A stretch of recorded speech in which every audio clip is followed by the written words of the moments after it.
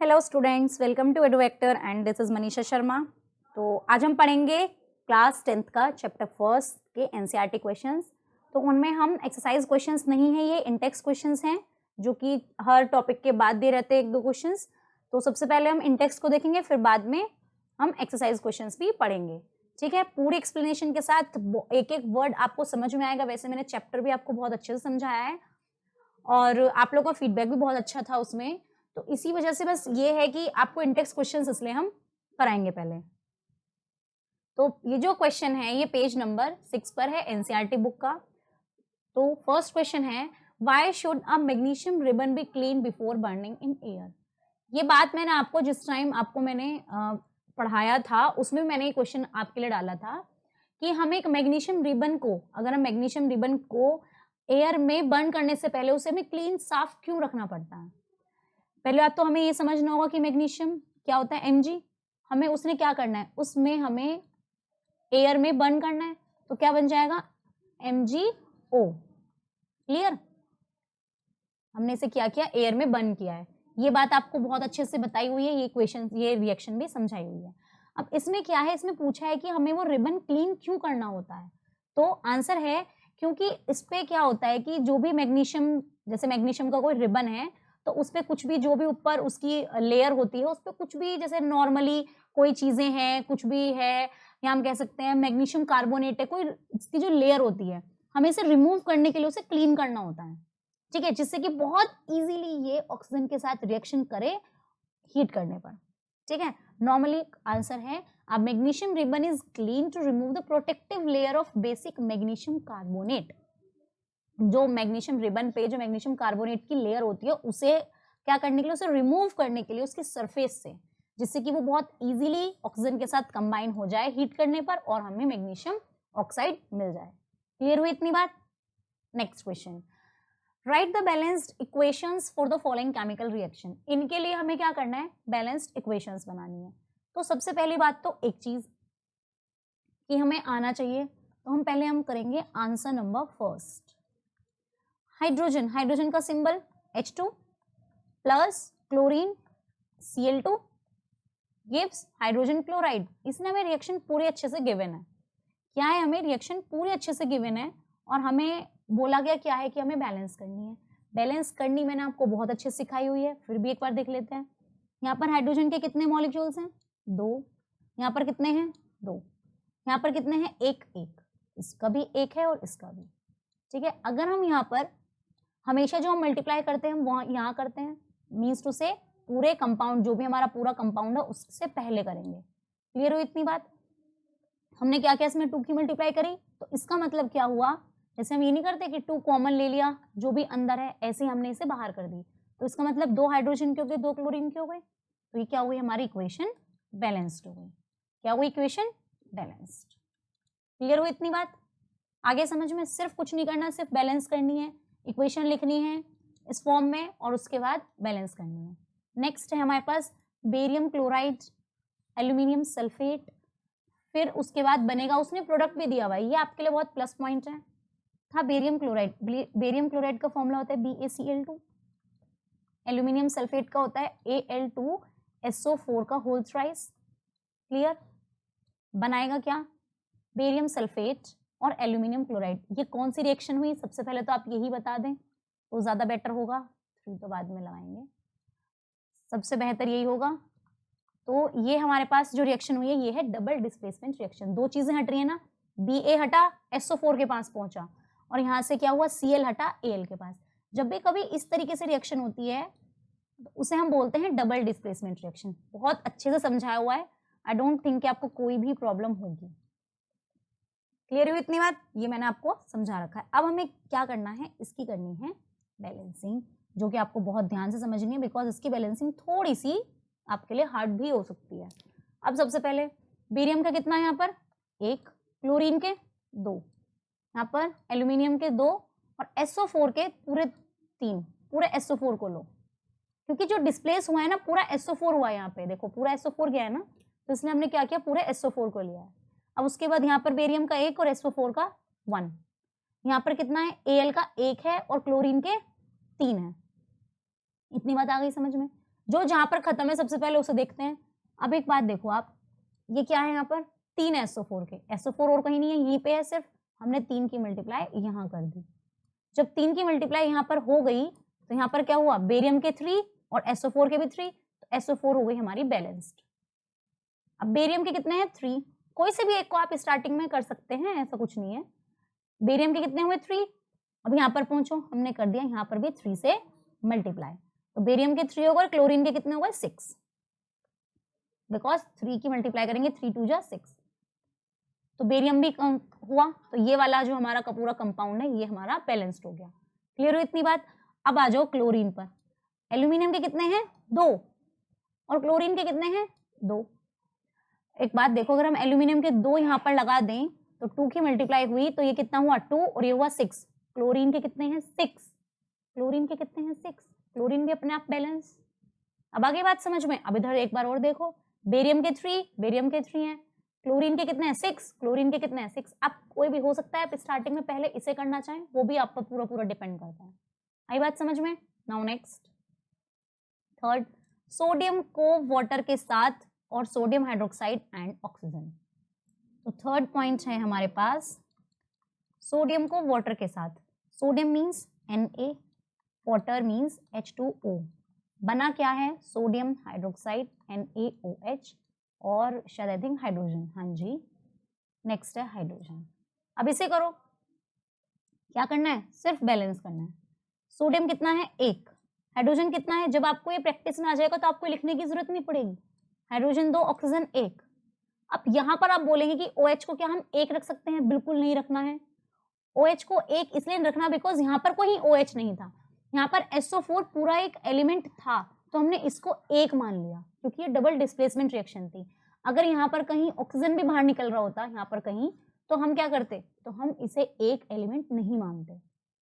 Clear हो इतनी बात। तो ऐसे ही हम नॉर्मली ऐसे ही हम क्या करेंगे, ऑक्सीजन को भी नहीं मानेंगे, इसे अलग अलग है, सोडियम 1, ऑक्सीजन 1 एंड हाइड्रोजन 1, और यहाँ पर हाइड्रोजन हुए कितने 2। इतनी बात आई समझ में, क्लियर है इतना। अब हाइड्रोजन के कितने हैं 2, हाइड्रोजन यहाँ पर 2 लेके कंप्लीट है, लेकिन ये हाइड्रोजन ही तो पूरे को डिसबैलेंस कर रहा है। यहाँ पर हाइड्रोजन 1 है, यहाँ पर 2 है, यहाँ पर कितने होगा टोटल 3 हो गए। अब इधर कितने हैं 2 हैं, तो कुछ तो करना पड़ेगा, कहीं तो लिखें, यहीं पर ही कन्वर्ट करेंगे, बिकॉज अगर हम यहाँ पर करेंगे तो ओड हो जाएगा। मैंने आपको बताया था कि मोस्टली इसको इवन करने की कोशिश करो, इवन करोगे तो इजी रहेगा। अगर आप यहाँ पर बढ़ा देते तब वो 6 हो जाते, इधर तो 4 हो गए और इधर कितना हो गया 1 5, फिर वही प्रॉब्लम। तो 6 इवन करने की कोशिश करो, तो इधर ऑलरेडी इवन है तो हम इसे नहीं देखेंगे।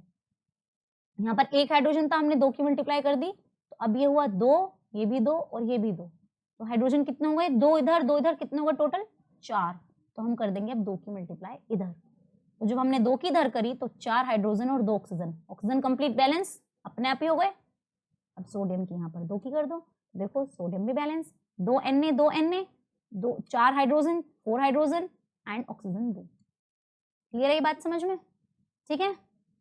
Now next question, right balanced chemical equations with state symbols for the following reactions. हमें सिंबल्स के साथ, अब एक वर्ड आया स्टेट सिंबल्स। अब एक बात बताओ, क्या आपको ये वर्ड नहीं पता, क्या मैंने इस वर्ड को नहीं बताया या समझाया नहीं है कि स्टेट क्या होती है। स्टेट का मतलब है कि अगर सॉलिड है तो सॉलिड लिखो, लिक्विड है तो लिक्विड लिखो, गैस है तो गैस लिखो, और अगर एक्वस है तो एक्वस लिखो। ये होती है क्या स्टेट सिंबल।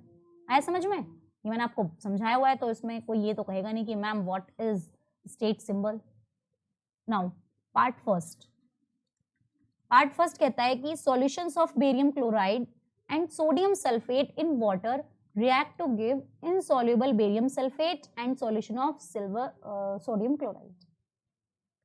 सबसे पहले क्या बोला है, sodium barium chloride, barium chloride means BaCl2, ठीक है। क्या दिया है उसने, and sodium sulphate, sodium sulphate होती है Na2SO4, gives in water react to give insoluble barium sulfate। हमें सॉल्युबल इनसॉल्युबल से कोई मतलब नहीं है, उसने बोला है बेरियम सल्फेट BaSO4 प्लस उसने बोल दिया सोडियम क्लोराइड NaCl। अब एक बात बताओ, उसने बोला क्या है, इनसॉल्युबल बेरियम सल्फेट। अब ध्यान देना है हमें, क्या लगाना है, हमें स्टेट सिंबल लगाने हैं। उसने बोला है इन वाटर, तो इन वाटर मीन्स ये हो गई हमारे पास एक्वस, इन वाटर मीन्स ये हो गई एक्वस। क्लियर। अब उसने क्या बोला है, सॉल्यूशन तो बोल दिया बेरियम क्लोराइड का, मीन्स टू से ये हो गई मेरे पास फिर से एक्वस। क्लियर। लेकिन इसने बोला है insoluble barium sulphate means to say it is solid. आगे समझ में, बस यही करना था। अब करो बैलेंस। Ba का एक सिंबल, क्लोरीन के दो सिंबल, Na के दो सिंबल, SO4 पूरा 1, बिकॉज यहाँ पर SO4 पूरा डिस्प्लेस हो रहा है, 1 1 1 एंड 1। क्लियर हुई इतनी बात, आगे समझ में। नाउ क्लोरीन के बेरियम 1 है बैलेंस, क्लोरीन के इधर 2 हैं, इधर क्लोरीन का 1 है। अच्छा चलो ठीक है, हमने क्लोरीन को 2 कर दिया, ठीक है, तो यहाँ पर Na भी 2 हो गया और Cl भी 2 हो गया। अब इधर आ जाओ, Na2 ये भी बैलेंस, SO4 1 SO4 1, क्योंकि बैलेंस्ड इक्वेशन। क्लियर है इतनी बात, आगे समझ में। अब उसके बाद next, sodium hydroxide solution in water reacts with hydrochloric acid solution in water to produce sodium chloride solution and water। क्या बोला है उसने, जो बोला है सोडियम हाइड्रोक्साइड। सबसे पहले हम ना इनके सिर्फ ये लिखेंगे सोडियम हाइड्रोक्साइड, अभी स्टेट सिंबल हम नहीं लिखेंगे, उनके लिए थोड़ा थोड़ा स्पेस छोड़ दो, वो आपके लिए इजी रहेगा। रिएक्ट कर रहा है हाइड्रोक्लोरिक एसिड के साथ, मीन्स टू से रिएक्ट कर रहा है वो HCl के साथ, ठीक है। नाउ नेक्स्ट, टू प्रोड्यूस या रिएक्ट का मतलब हमेशा ये एरो होता है, sodium chloride solution and water, NaCl and water. अब जरा करते हैं इनके लिए भी कुछ अच्छा सा काम। किसमें है, वाटर में है तो सब एक्वस, ठीक है, वाटर में है तो सब एक्वस, ये भी एक्वस, ये भी एक्वस, ऑब्वियसली ये तो लिक्विड है, बिकॉज अगर हम वाटर में कुछ चीज डिसॉल्व करते हैं तब वो एक्वस होती है, लेकिन वाटर अपने आप में खुद एक लिक्विड है। आई होप ये बात तो आपको पता ही होगी, अगर मैं यहाँ पर एक्वस लिख देती तो आप ऑब्वियसली पूछते मुझसे, गलती कर दी, स्टार्टिंग में एक्वस लिखना चाहिए था। 1 ऑक्सीजन OH अलग अलग है तो 1 1 1 1 1 1 2 एंड 1। अब देखो हो जाओ शुरू, Na1 कंप्लीट बैलेंस, ऑक्सीजन 1 इधर तो नहीं है ना, ठीक है, ऑक्सीजन 1 बैलेंस, हाइड्रोजन इधर 1 इधर 1 2 है, हाइड्रोजन 2 बैलेंस, क्लोरीन 1 बैलेंस। इसमें तो करने की जरूरत ही नहीं है, ठीक है, इसे तो करने की जरूरत ही नहीं पड़ी। तो आ रहा है आपको समझ में, तो बहुत अच्छी बात है। आई एम ऑल्सो हैप्पी कि आपको समझ आ रहा है। क्लियर। तो अब चलते हैं अपने नेक्स्ट क्वेश्चन पर, जो कि एनसीईआरटी बुक के किस पे है, पेज नंबर 10 पे है। A solution of substance X is used for white washing. एक सॉल्यूशन है जो कि जिसमें क्या है, सब्सटेंस क्या है, X है, कोई भी X सब्सटेंस दे रखा है जिसे यूज किया गया व्हाइट वॉशिंग के लिए। Name the substance X and right it's formula. Right the reaction of the substance X named in 1 with water. अब अगर मैं आपसे कहूं कि भाई मुझे तो पता चल गया कि ये X क्या है, क्या आपको पता चला है? नहीं, ऑफ कोर्स आई नो कि आपका आंसर होना चाहिए यस, वी नो दैट, कि हमें पता है कि व्हाइट वॉशिंग के लिए कौन सा सब्सटेंस यूज होता है। तो हमें फर्स्ट वाले का आंसर तो ऐसे मिल गया, उसने व्हाइट वॉश के लिए बोल दिया। तो व्हाइट वॉश के लिए क्या यूज करते हैं हम, कैल्शियम ऑक्साइड। हम व्हाइट वॉश के लिए क्या यूज करते हैं, कैल्शियम ऑक्साइड CaO। क्लियर। इसे हम लाइम भी कहते हैं, या फिर हम कहते हैं व्हाइट वॉश, जैसे कि आपकी एक लैंग्वेज में बताते हैं चूना। ये होता है, वो नहीं होता जो अगर आप मतलब ऑब्वियसली अब तो नहीं मिलता ये बहुत, अगर आप दीवारों पे हाथ वगैरह लगाते हैं तो आपको कुछ व्हाइट व्हाइट दिखाई देता है। तो व्हाइट वॉश में यूज किया जाता है सब्सटेंस X, जिसे हमने अब बोल दिया तो हमें समझ में आ गया, कैल्शियम ऑक्साइड। उसने मांगा था सब्सटेंस का नाम, हमने दे दिया, उसने फॉर्मूला पूछा था, हमने CaO भी दे दिया। क्लियर हुई इतनी बात। अब उसने नेक्स्ट वाले में पूछा है कि right the reaction of the substance X named in first above with water. अब क्या करना है आपको, उसने पूछा है कि रिएक्शन बतानी है हमें सब्सटेंस X की, जो कि क्या हुआ है, जो कि इसमें बना है ये सब्सटेंस X, वाटर के साथ हमें उसकी क्या बतानी है, रिएक्शन बतानी है। बहुत इजी है। तो सबसे पहले तो क्या है सब्सटेंस, हमारे पास क्या है सब्सटेंस X, उसे लिखेंगे हम CaO। रिएक्शन किसके साथ कर रहा है, वाटर के साथ। अब एक बात बताओ कि जब ये इसके साथ रिएक्शन करेगा तो ऑब्वियसली ये आपको समझ नहीं आएगा कि क्या बनाया उसने, क्या बनाएगा वो, कैल्शियम हाइड्रोक्साइड CaOH का होल ट्वाइस, क्योंकि ये बात हमने आपको क्या कर रखा है, ये बात हमने आपको पहले बताई हुई है कि ये इसके साथ रिएक्शन करने के बाद बनाएगा CaOH का होल ट्वाइस। क्लियर? क्योंकि देखो ये भी हमारे पास सॉलिड फॉर्म में, ये हमारे पास लिक्विड फॉर्म में, और ये भी हमारे पास सॉलिड फॉर्म में ही बनता है, जिसे हम बोलते हैं कैल्शियम हाइड्रोक्साइड। क्लियर हुई इतनी बात? आ गए आपको दोनों ही पॉइंट समझ में? आई होप बहुत अच्छे से आ भी गए होंगे कि क्या करना है, कौन से क्वेश्चन में किस तरीके से लिखा हुआ है।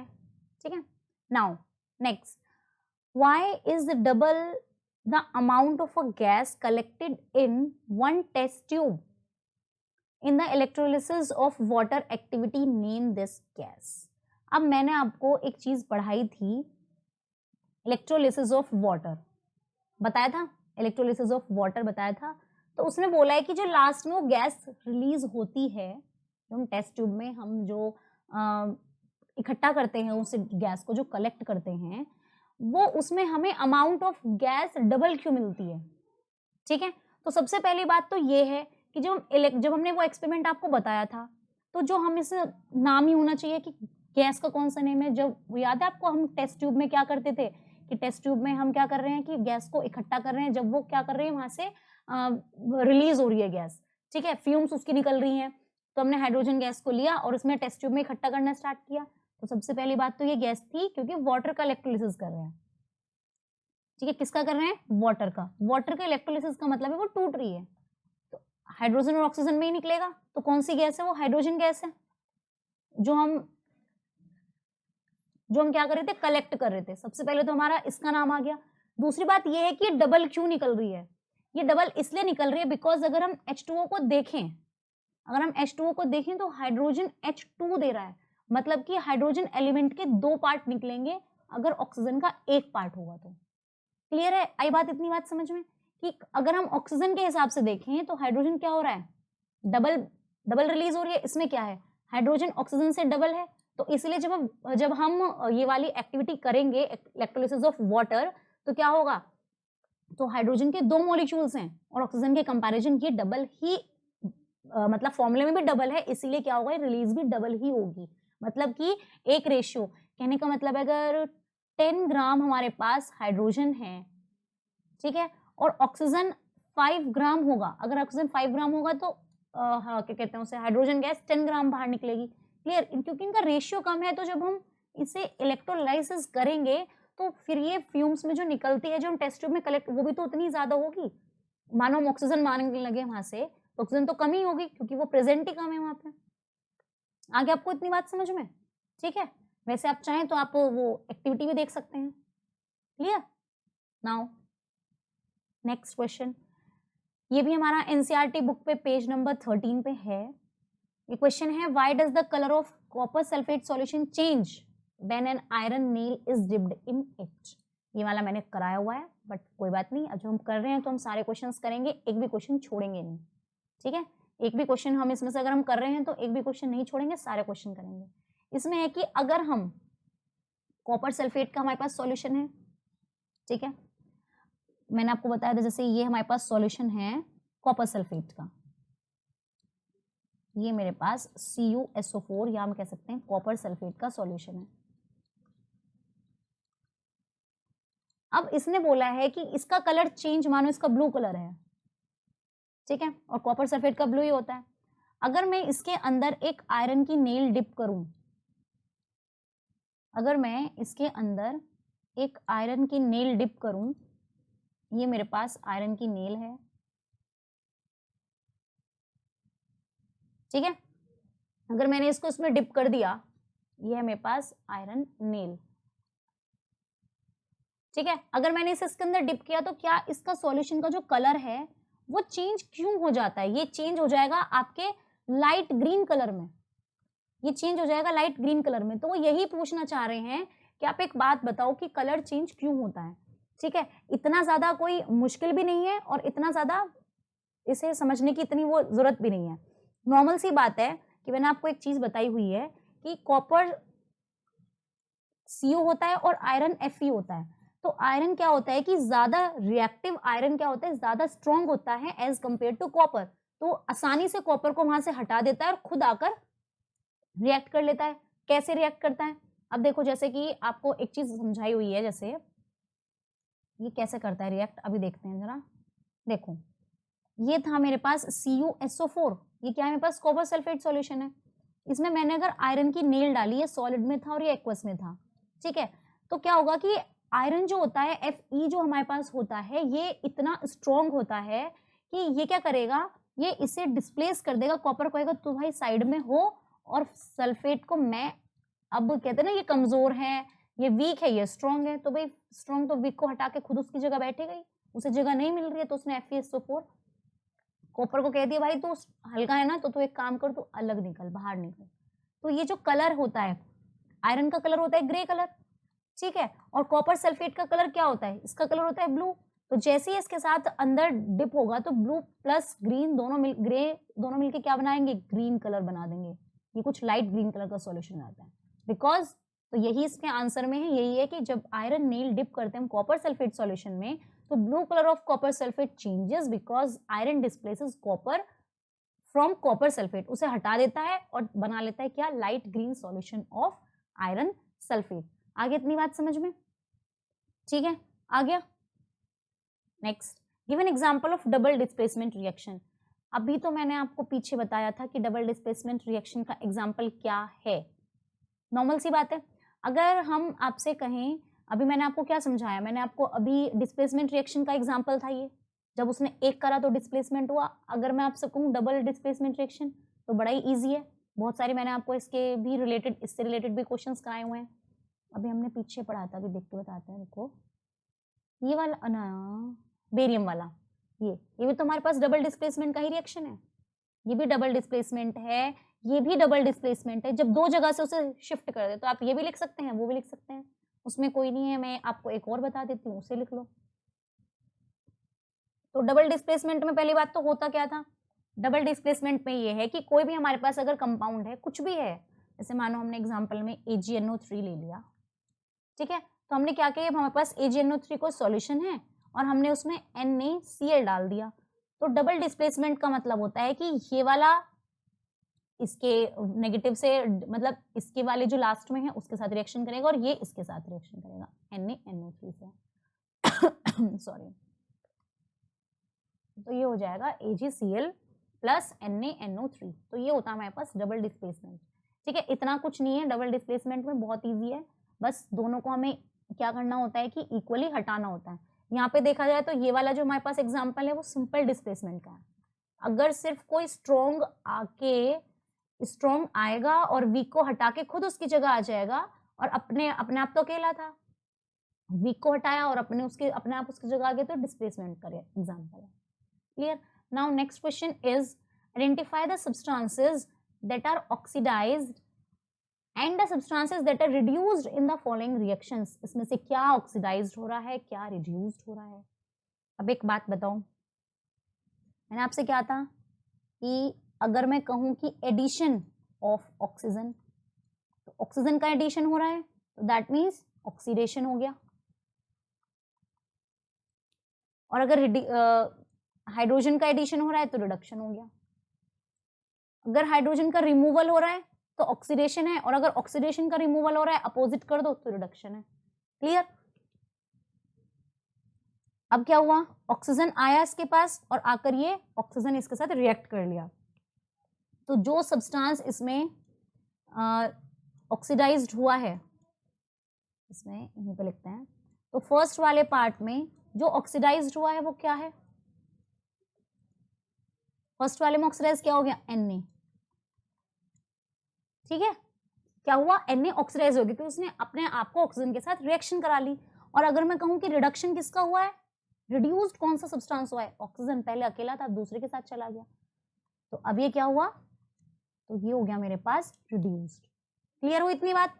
नाउ नेक्स्ट पॉइंट, नेक्स्ट है कि CuO क्या था, हाइड्रोजन। अब उसने क्या किया, अपने अंदर से ऑक्सीजन बाहर निकाल दी, और अगर ऑक्सीजन बाहर निकालता है तो दैट मीन्स वो हो गया रिड्यूस्ड।